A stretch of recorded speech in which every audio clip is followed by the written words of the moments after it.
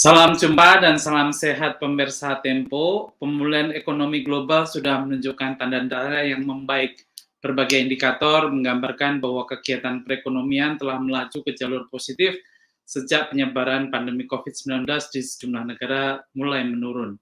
Di Indonesia sendiri, sinyal pemulihan ekonomi terlihat pada kuartal kedua. Selama periode April-Juni 2021, pertumbuhan ekonomi Indonesia melesat 7,07%. Setelah sebelumnya mengalami resesi akibat pagebluk. Pertumbuhan ekonomi ini juga diikuti inflasi yang masih terjaga di kisaran 1,5%, konsumsi masyarakat yang juga tumbuh 5,9%, serta investasi meningkat 7,5%. Bagaimana menjaga momentum pemulihan ekonomi Indonesia?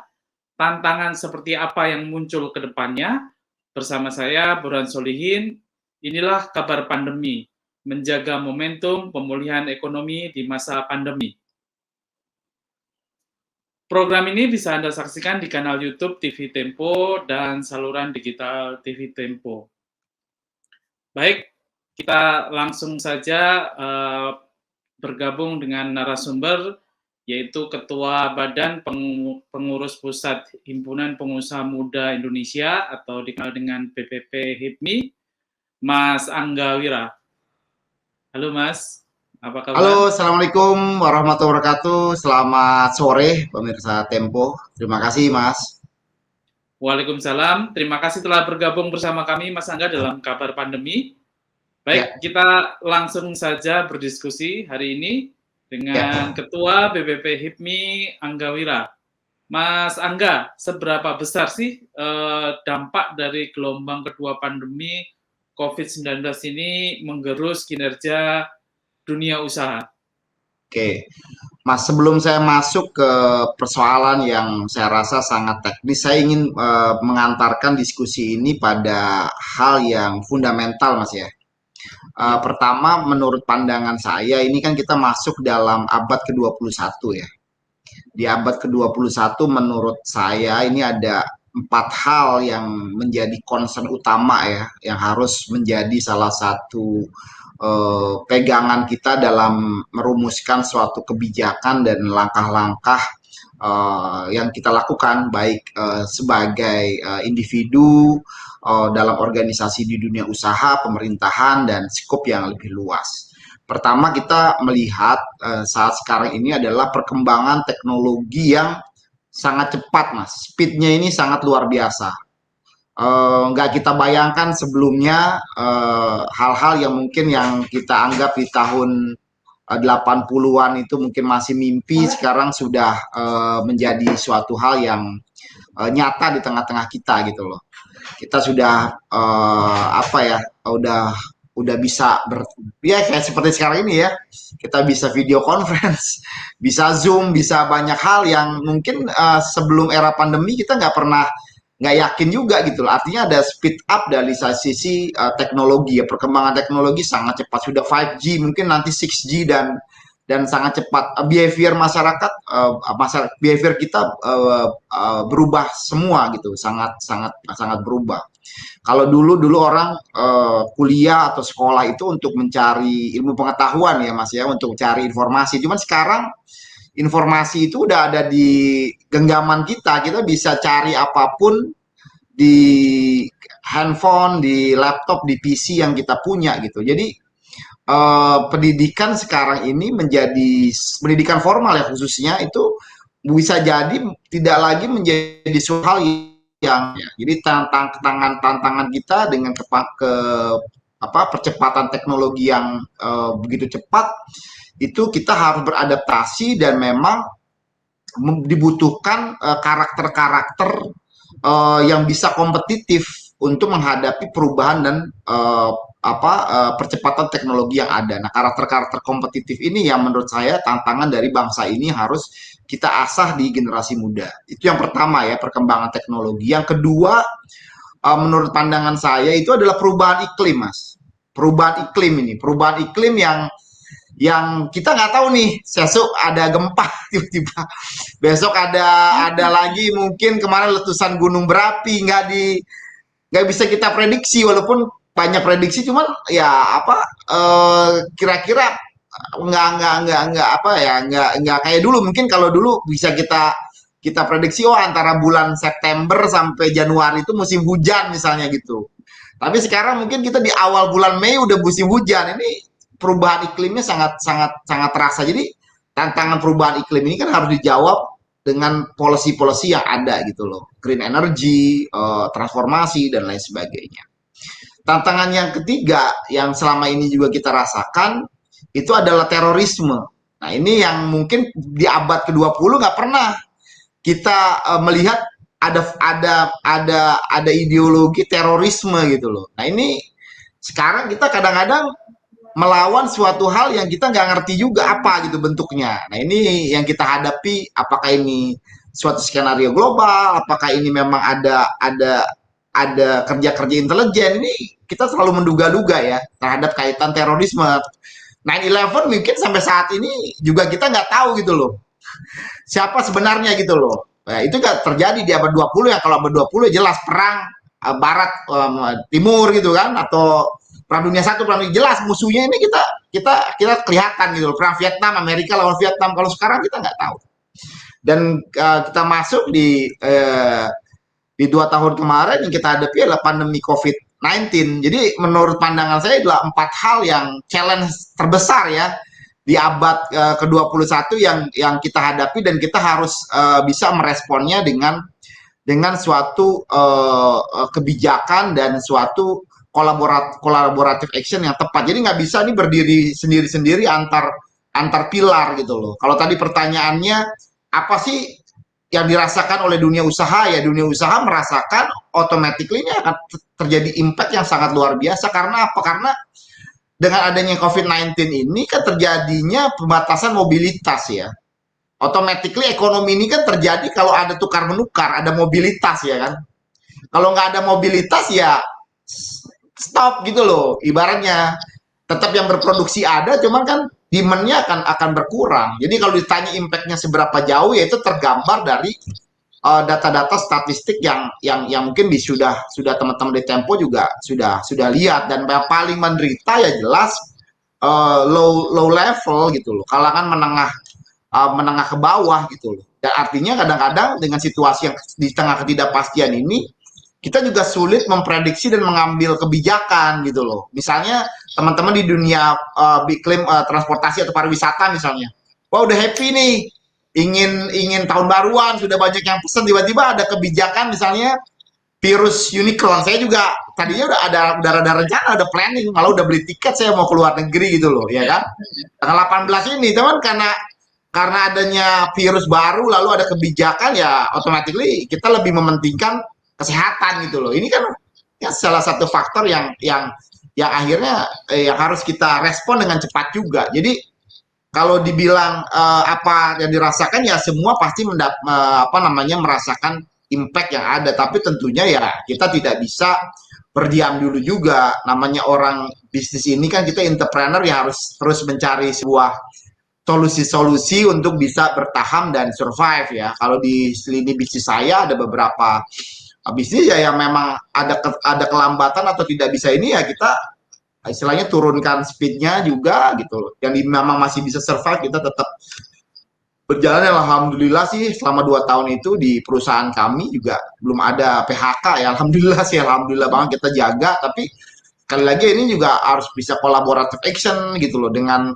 government, dengan teman-teman serikat pekerja misalnya, contohnya ya kita harus cari solusi gitu. Jangan tiba-tiba nanti minta naik gaji gitu loh, hal-hal UMR misalnya ya. Itu karena menurut saya ya ini bukan masalah pengusaha aja, masalah semuanya gitu. Dan kita harus hadapi ini dengan kepala yang dingin dan harus mencari solusi bersama gitu. Itu Mas. Oke, tadi disebutkan ada 4 hal ya yang sangat-sangat berpengaruh di bisnis ini ya, dari mulai perubahan iklim, kemudian disrupsi digital, kemudian ancaman teroris, dan yang terakhir ini yaitu pandemi baru yang terus datang itu ya Mas Angga ya. Nah, Anda sendiri bisnisnya bergerak di bidang apa dan yang paling terdampak itu kira-kira sampai turun berapa persen ini di sektor-sektor ini? Kebetulan bisnis saya di beberapa lini bisnis, Mas ya. Salah satunya kebetulan saya ada di bergerak di bidang jasa perkantoran ya. Tapi bukan office management yang tradisional gitu loh. Kita manage virtual office, co-working space, kita manage dan memang sempat ada drop mungkin di pertengahan tahun di ketika pandemi awal ya sampai awal itu kira-kira kita hampir merosot hampir 60% Mas ya dan alhamdulillah sih udah bisa rebound ya. Reboundnya juga memang terkait banyak yang switching juga dari yang office tradisional akhirnya memilih menggunakan services kita gitu loh karena kan kita lebih lebih bisa lebih efisien juga kan karena ada virtual ada space office tapi yang apa yang small ya yang kecil kecil ukuran tiga kali tiga ukuran 3x4 jadi banyak yang teman-teman yang tadinya mungkin pakai space office yang besar dia akhirnya dengan work from home ya mengefisiensikan dan menggunakan jasa kami tapi tetap aja sih belum bisa rebound kayak sebelumnya let's say ya kita di angka 70-75% lah sekarang dari kapasitas yang normal gitu loh ya bisa bertahan lah yang penting kita masih bisa bayar gaji pegawai dan masih bisa paling tidak ya apa namanya bayar bayar kewajiban-kewajiban kita gitu loh dengan perbankan juga gitu loh. Jadi itu yang ini ya kena dampak banget sih kita kebetulan ada di bisnis transportasi juga ya di angkutan ini sempat merosot kita udah juga renegosiasi ke bank soal pinjaman tapi memang yang masih jalan kebetulan saya ada lini bisnis yang di angkutan tapi angkutannya di sektor khusus di limbah itu masih tetap berjalan ya. Nah ini salah satu yang apa namanya yang faktualnya saya ada trading juga di batu bara agak rebound ya komoditas tapi memang terkendala juga mungkin persoalan kargo logistik juga ya Mas ya. Jadi kita ada barang susah kirim juga itu kendalanya juga gitu karena global logistik yang memang belum belum comeback lah ya seperti itu sih Mas ya mungkin yang bisnis-bisnis survive ini yang terkait komoditas-komoditas primer ya food and food gitu kan dan memang tertolong sih Mas tertolong dengan digital ini ekonomi digital kalau mungkin kalau udah nggak ada ekonomi digital saya nggak tahu juga ya seperti apa ya contoh misalnya saya juga punya restoran franchise itu mungkin sekarang let's say 70-80% itu melalui transaksi digital ya, melalui delivery ya, bukan lagi orang dine in gitu. Contoh-contohnya ya, yang ada seperti itu mas. Jadi ya inilah tantangan kita. Masih alhamdulillah sih kita sekarang ini pas pandemi COVID teknologi digitalnya udah berkembang gitu loh. Coba kalau teknologi digitalnya belum ada, gimana kita nggak bisa work from home, nggak bisa ngapa-ngapain, nggak bisa zoom juga kayak gini atau nggak bisa pertemuan juga kan. Tapi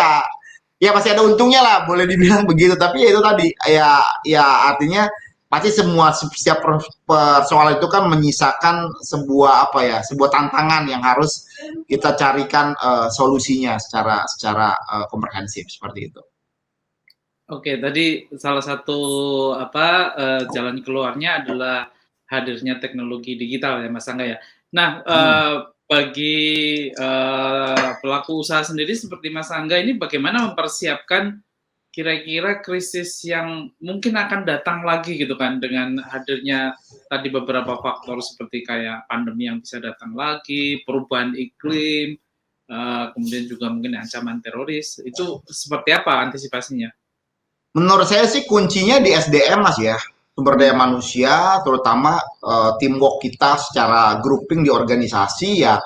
Kalau kita punya SDM yang tangguh tadi dan punya karakter untuk kompetitif sih, saya rasa setiap perubahan-perubahan yang ada itu pasti akan bisa direspon dengan baik gitu. Jadi challenge-nya memang sekarang ini mengkolaborasikan SDM dan punya growth mindset gitu loh. Ini sih tantangannya menurut saya. Growth mindset ini sangat penting. Jadi kalau orang punya growth mindset itu pasti akan apa ya? Akan mencarikan solusi-solusi yang ada. Jadi kalau dibilang uh, istilahnya nggak satu kali satu sama dengan satu gitu loh. Ini tantangannya berbeda, berubah gitu. Jadi kita nggak bisa persoalan yang terjadi tahun 2020 ini pasti akan berbeda gitu. Jadi kita perlu suatu teamwork yang memang bisa beradaptable gitu loh. Jadi benar ya orang-orang ini ada filosofi bilang ya bisa bertahan itu bukan yang paling kuat gitu loh.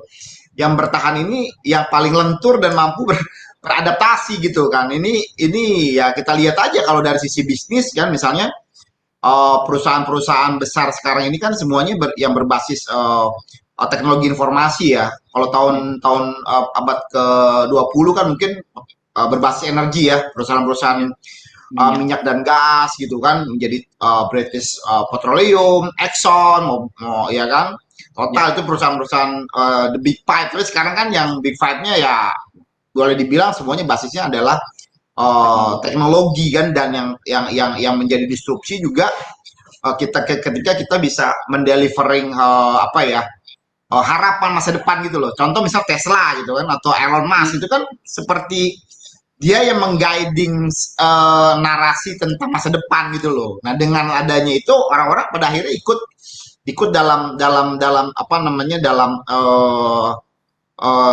situasi perubahan yang ada gitu. Jadi ya menurut saya ya Indonesia memerlukan suatu apa ya anak-anak muda ya yang mampu ya ibarat katanya istilahnya meng-cracking dan mendisrupsi situasi yang ada dengan pendekatan-pendekatan yang berbeda juga gitu. Misalnya contoh ya, case-nya misalnya Garuda Indonesia. Mungkin kalau kita dihadapkan pada sebuah tantangan ini, kalau solusinya masih pakai solusi zaman dulu, nggak akan bisa selesai gitu loh, ya kan? Harus cari anak-anak muda yang berani meng-cracking pandangan tersebut gitu loh. Nah ini challenge-nya menurut saya. Jadi nggak bisa melaksanakan business as usual di tengah tantangan yang berat seperti sekarang ini gitu. Jadi harus breaking the rule dalam konteks yang positif ya menurut saya, dan itu ya anak-anak muda lah ya menurut saya yang punya harapan dan punya kesiapan untuk melakukan hal tersebut. Jadi yang nggak bisa pakai cara-cara yang lama menurut saya. Misalnya tantangan PLN dengan bagaimana mengkombinasikan green energy dengan potensial SDA yang kita miliki gitu loh. Ini kan perlu cara gitu. Artinya bukan kita ikut-ikutan negara luar gitu loh. Nah, kita harus lihat juga core kompetensi dan ini kita di mana gitu loh. Nah, ini ketika transisi kan harus juga melihat untung rugi dan kekuatan kita di mana gitu loh. Jadi banyak yang bisa kita lakukan, yang penting kita tahu tujuannya mau apa yang kita sasar. Jadi sangat penting menurut saya menetapkan suatu tujuan ya. Contoh Presiden John F. Kennedy ya ketika bicara misi luar angkasa misalnya di Amerika, dia punya wah Amerika pada tahun sekian akan ke bulan. Nah itu perlu direction yang clear menurut saya dari leader. Jadi ya kita perlu pemimpin-pemimpin yang mampu cracking the zone tadi, Mas. Seperti itu. Menarik sekali. Tadi sudah disampaikan tentang perlunya growth mindset, yaitu mindset yang untuk selalu bertumbuh dan keberanian untuk melakukan cracking zone secara positif. Baik, terima kasih atas jawabannya. Pemirsa, kita akan membahas lebih dalam topik ini setelah jeda yang berikut ini.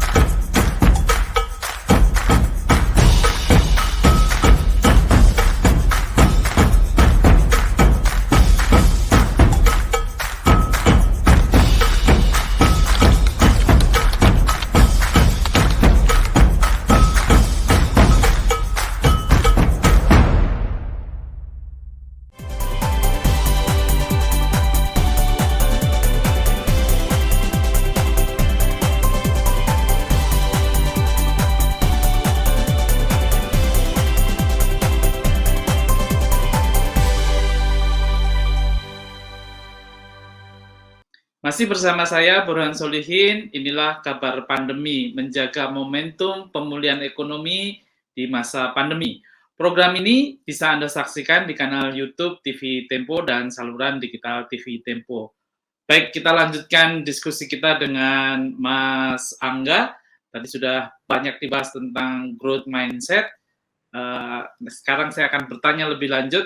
Mas Angga, seberapa perlu peran pemerintah untuk mendorong pemulihan ekonomi ini di berbagai sektor? Dan sejauh ini seberapa efektifkah stimulus-stimulus yang sudah diberikan oleh pemerintah kepada kalangan dunia usaha? Ya, pertama memang kita apresiasi ya langkah-langkah yang dilakukan pemerintah untuk melakukan relaksasi-relaksasi ya. Itu saya rasa juga menjadi salah satu hal yang membuat pertumbuhan ekonomi kita bisa menjadi rebound positif ya. Misalnya juga menggelontorkan kredit usaha rakyat yang jumlahnya juga tidak sedikit juga. Jadi itu salah satu menurut saya hal-hal yang bisa kita evaluasi dan menjadi salah satu hal yang positif. Nah, namun tentunya ini harus di mapping lebih detail lagi sehingga program-program yang ada ini bisa ada keberlanjutannya, sustainability-nya bisa terjaga di saat juga ini tantangannya Mas ya, di saat kapasitas keuangan pemerintah sedang berat gitu loh. Nah, ini kan challenge ya sebenarnya nih ya. Nah, dengan ini kan sebenarnya kan perlu collaborative action gitu loh. Collaborative action yang dilakukan dengan semangat keterbukaan, semangat transparansi, semangat elaboratif dan memperhatikan juga langkah-langkah yang terukur. Contoh sebenarnya ya, kalau saya boleh bilang nih, salah satu yang apresiasi ya dalam konteks penanganan COVID-19 misalnya, kita kan boleh dibilang ya cukup oke lah ya gitu. Salah satunya misalnya untuk pengadaan tracing dan testing gitu ya. Tracing misalnya kita melakukan tracing melalui aplikasi digital Peduli Lindungi udah cukup lumayan saya lihat, udah oke gitu loh. Artinya bukan ada barrier ya, artinya orang kalau mau melakukan mobilitas ya harus melakukan prosedur-prosedur yang ada gitu, itu kan harus gitu kan, sehingga itu kan bisa memantau lah pergerakan. Di sisi testingnya, Indonesia kan sebenarnya udah sangat efisien gitu loh, tes PCR-nya udah dari yang awalnya mungkin berapa ya, 2,5 juta saya sempat mengalami pada waktu itu kan, sekarang udah 300.000 ya, 200 something udah ada HPP kan. Nah, itu kan sebenarnya lahir karena sebuah collaborative action gitu dari dunia usaha dan pemerintah. Tapi sekali lagi, ya ini harus kita evaluasi lagi. Jangan sampai misalnya teman-teman saya yang udah banyak bergerak membantu, kena tembak gitu loh, seolah-olah wah ada ini. Nah, padahal sih menurut saya dengan adanya keterlibatan dunia usaha kan harga makin kompetitif, gitu loh. Dan speednya makin ini loh, Mas, makin meluas gitu loh, dibandingkan dikerjakan sendiri oleh pemerintah. Kalau pemerintah itu ya, saya kebetulan juga sekarang udah hampir 2 tahun membantu di pemerintah juga ya kan. Artinya ya beda gitu kita antara kita mindset dunia usaha yang sangat speed up, di sisi lain di government itu kan ada aturan-aturan ya yang membentengi, dan ketika kita mau merubah aturan atau mau merubah aturan yang mungkin kelihatannya simpel pun itu prosesnya perlu makan waktu gitu loh Mas. Nah, ini kan jadi hambatan, jadi barrier gitu loh. Padahal kadang-kadang ini harus ada antisipasi secara cepat gitu loh. Jadi pembelajaran seperti ini, dan saya rasa masyarakat kita kan memang boleh dibilang kalau ada penilaian rating lah gitu ya, masih masyarakat yang going concern terhadap kolaborasi, gotong royong, saling menyumbang gitu loh. Ini masyarakat kita sebenarnya sangat-sangat peka terhadap hal tersebut gitu. Nah, ini semangat itu harus didorong dalam suatu iklim yang positif juga. Jangan sampai orang udah berkontribusi, orang udah malah ditembak, disalah-salahin gitu loh. Ini kan juga menurut saya nggak fair gitu loh. Ya oke lah, ada politiknya, ada apanya, tapi kalau memang itu terbuka, transparan, ini kan ada ahli-ahli, ada orang yang memang ini misalnya ya serah mau ada KPK ikutan kejaksaan, tapi itu di contoh misalkan untuk meningkatkan imunitas itu kan perlu booster ya, harus ada vaksin ketiga, mungkin juga ada vaksin keempat. Kalau ini diserahkan lagi bebannya kepada pemerintah ya saya rasa itu akan hutang luar negeri kita mungkin akan berkali lipat gitu loh ya kan, dan mungkin juga jadi tidak efisien gitu loh kalau misalnya diserahkan kepada swasta dengan kolaboratif dan ini actionnya yang clear gitu, mungkin ya kecepatannya bisa sangat speed dan juga mungkin ya bisa lebih kompetitif. Jadi harapannya seperti itu, Mas. Apa ada contoh di negara lain atau di luar negeri gitu Mas Angga tentang bagaimana upaya kolaborasi antara pengusaha dengan pemerintah ini untuk supaya lebih mempercepat lagi momentum pemulihan dari krisis ini? Iya, sebenarnya kalau kita bicara di negara-negara yang relatif ya masih berkembang ya dengan tingkat ekonomi yang belum belum belum apa ya standar hidupnya masih ini ya sebenarnya apa yang kita lakukan ini sebenarnya sudah cukup baik ya gitu. Karena juga kan memang bedanya kita dengan negara-negara lain kan rentan kendali kita kepulauan, jumlah penduduk juga kita besar gitu loh. Jadi menurut saya sih harus ada strategi travel helix yang memang memang bisa kita lakukan. Pertama memang di dunia kesehatan ini harus R&D-nya harus digenjot gitu loh. Nah, R&D-nya ini kan penting ya, karena kalau kita juga masih tergantung dengan barang-barang impor ya, seperti kalau misalnya kita mau testing gitu kan, PCR-nya apa regennya kan harus impor juga gitu loh. Terus misalkan sekarang kita mau mau apa vaksin lagi harus impor ya, ya susah juga kita nggak akan bisa menekan harga kan. Ini juga mungkin pengusaha kita mungkin yang paling babak belur juga karena mungkin kayak regennya kan masih impor dan harganya cukup tinggi ya. Kalau nggak salah kan kalau kalau nggak salah ya mungkin kalau contoh di PCR itu kan harga 300.000, regennya sendiri mungkin udah 100 ribuan gitu masih ya 100.000 something lah. Dan itu impor semua gitu. Artinya kan kenapa sih nggak bisa bikin? Nah itu kan sebenarnya challenge ya kepada dunia pendidikan kita atau apa R&D kita gitu loh. Nah kalau kita bisa bikin secara massal kan sebenarnya mungkin itu bisa lebih lebih efisien gitu kan. Jadi tantangannya menurut saya collaborative actionnya dalam konteks delivering kecepatan ini ya harus harus memperkuat R&D kita sehingga kita bisa memproduksi apa-apa yang dibutuhkan dalam penanganan COVID ini secara massal di negara kita. Jadi tantangan utamanya menurut saya itu. Kalau udah tersedia sih saya melihat jejaring hubungan organisasi kita kan apa ya kalau kata orang Jawa itu apa ya yes solar ini ya ada gitu loh, ada ormas, ada ini gitu loh, cepat gitu loh mas. Tapi kan kalau barangnya aja nggak ada yang diproduksi ya mau apa yang mau dipercepat kira-kira kan gitu. Nah ini tugas pemerintah memberikan suatu insentif kepada perguruan tinggi ataukah kepada lembaga-lembaga penelitian gitu agar ini loh yang harus diproduksi. Dan saya yakin sih sebenarnya SDM kita mampu gitu asal diberikan ruang, diberikan kepercayaan, diberikan suatu apa ya policy-policy yang berpihak juga dan perlindungan mungkin menurut saya gitu. Jadi orang jangan takut berinovasi gitu loh, berkreativitas. Contoh lah misalnya sekarang ya agak melenceng dikit mobil listrik sebenarnya kan bicara itu ya Pak Dahlan Iskan gitu kan pada berapa tahun yang lalu ya belum se apa namanya ini sekarang gitu ya udah berbicara gitu loh. Artinya kan di sisi positif ini udah ada upaya-upaya untuk melakukan sebuah kreativitas dan inovasi gitu loh. Nah tapi amat sangat disayangkan kalau kreativitas dan inovasi itu akhirnya ya tadi ada kerana hukum lah apa sih macam gitu.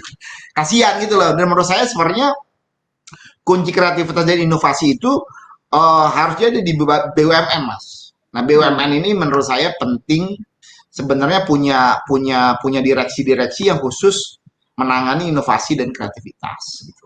Contoh di Pertamina, perusahaan segitu gedenya ada nggak direktur inovasi dan kreativitas atau di direktur teknologi nggak ada gitu. Jadi bukan bisnis tapi kan inovasinya.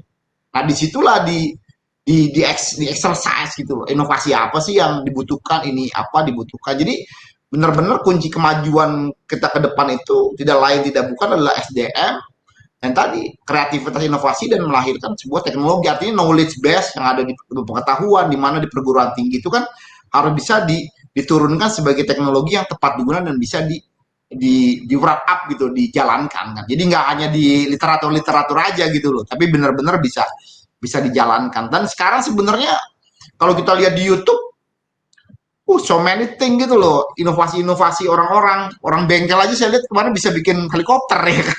YouTube itu loh mas. Arti, artinya kan gila gitu loh, orang belajar sendiri ngoprek-ngoprek, artinya kan sebenarnya ruang itu ada gitu loh, hanya tinggal kesungguhan gitu loh. Kemarin bagus tuh yang di launching sama Kadin sama sama apa namanya sama Kementerian Diknas itu ya, Dikbud itu ada program sertifikasi yang langsung menyambungkan perguruan tinggi dengan dunia usaha. Itu bagus itu. Nah, jadi memang orang nggak usah terlalu banyak teori. Ini kan saya cerita tadi langsung dimasukkan ke dalam perusahaan tapi tersertify juga gitu loh, terkonek lah gitu. Dan mungkin dengan adanya itu ada insentif insentif lagi. Oke yuk memperkerjakan orang apa ini, yuk dapat keringanan bunga ya gitu kan, bunga bunga bank gitu kan disubsidi oleh pemerintah. Itu mungkin lebih lebih ciamik itu menurut saya, hal-hal seperti itu gitu loh. Ada kan, ada kalau nggak salah ada super tax deduction juga ya. Nah, program ini mungkin ya perlu disosialisasikan lebih lebih lebih masif lagi gitu kepada orang sehingga ngerti gitu loh bahwa ini sebenarnya pemerintah udah punya program ini, tinggal di deliverable gitu. Itu Mas. Menarik sekali jawabannya tadi. Kuncinya salah satunya adalah pemerintah harus mendorong berbagai pihak, pengusaha, institusi untuk terus melakukan inovasi dengan berbagai macam insentif, ya, insentif pajak, bunga, dan yang lainnya. Baik, kita semakin menarik diskusi kita, dan karena itu kita akan lanjutkan diskusi ini setelah jeda yang berikut ini.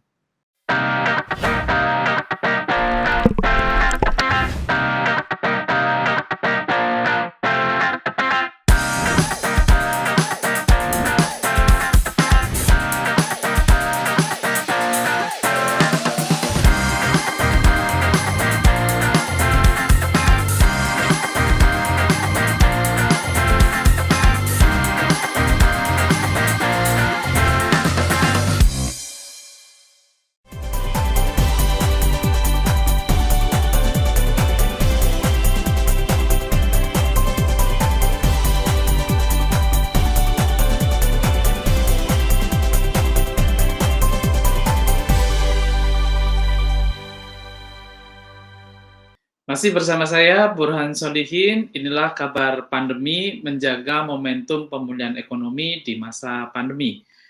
Program ini bisa Anda saksikan di kanal YouTube TV Tempo dan saluran digital TV Tempo. Tadi sudah sangat jelas dipaparkan oleh narasumber kita tentang bagaimana upaya teman-teman pengusaha menghadapi krisis dan apa yang mesti dilakukan oleh pemerintah bersama-sama dengan pengusaha untuk menjaga momentum ini.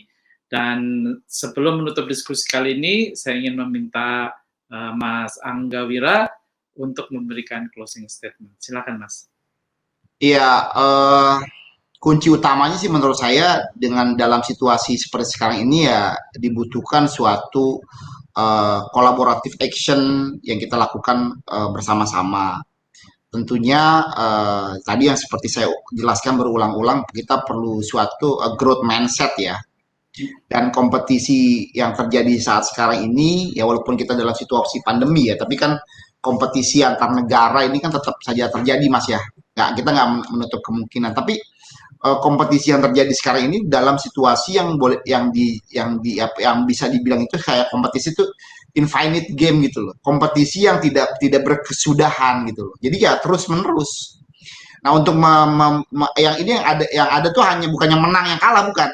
Yang ada itu ada yang di depan, ada yang di belakang gitu loh kira-kira. Nah bisa jadi yang di belakang itu akan mengejar yang di depan, dan di depan juga kadang-kadang bisa disalip dari sesuatu yang tidak terduga gitu loh. Jadi kita nggak bisa bilang, jadi apa ya, boleh dibilang sekarang itu ya era disrupsi tadi, kita nggak pernah menyangka mungkin sekarang kayak jaringan hotel Hilton gitu kan, atau misalnya apa Ritz Carlton itu akan tersaingi sama Airbnb contoh ya. Itu kan nggak pernah kita bayangkan sebelumnya. Jadi menurut saya yang perlu kita tumbuh kembangkan sekarang ini di situasi seperti ini adalah sebuah ekosistem yang menunjang agar para anak muda ini tadi punya growth mindset, ya punya karakteristik yang kompetitif dan adaptif, dan juga tentunya ya karakter-karakter ini adalah karakter-karakter ya seorang entrepreneur gitu loh. Jadi